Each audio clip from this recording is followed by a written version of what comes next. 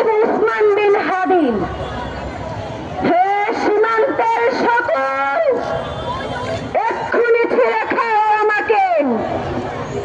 হে আটলান্টিকের হৃদয়, শিগগির খুবলে খাও আমাকে। হে বৈকাল হ্রদের বাজ, আছড়ে কামড়ে ছিন্ন ভিন্ন করো আমাকে।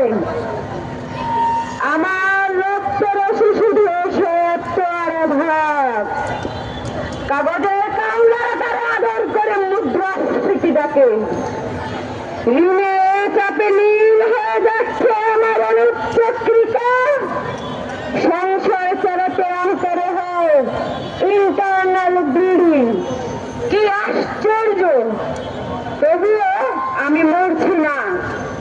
ওদিকে দুদকের ভয়ে আত্মহত্যা করবারও সাহস পাই না আমি।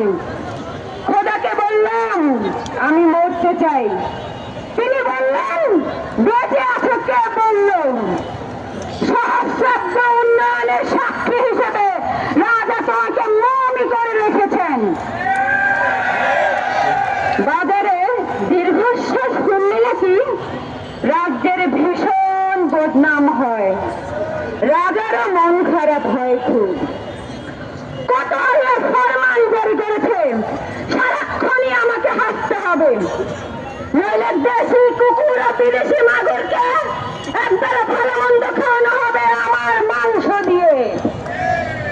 মুক্ত দিনে ব্রয়লারের ভুঁড়ি নাকি ওদের ভাল লাগে না, অথবা আমাকে ভাগ দিয়ে বেচা হবে। মানুষেরও তো মানুষ খাওয়ার স্বাদ হতে পারে, তাই না? ভাগ্যিসটা বিদেশি সুপার শপে বিক্রি হবে না। বেশি মানুষই তো হক বেশি আমাকে খাওয়ার। এ দুদকে যখন নিয়তে, আমি তখন উদাম হয়ে যাচ্ছি দুনিয়ার শ্রেষ্ঠ মাংসাশী বৃহৎদের।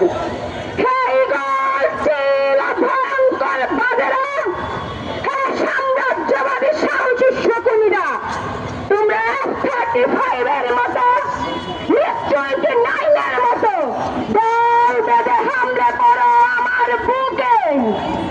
আমার রান ঠান চক্ষু কলিজা আর সব তোমাদের গনিমতের মাল।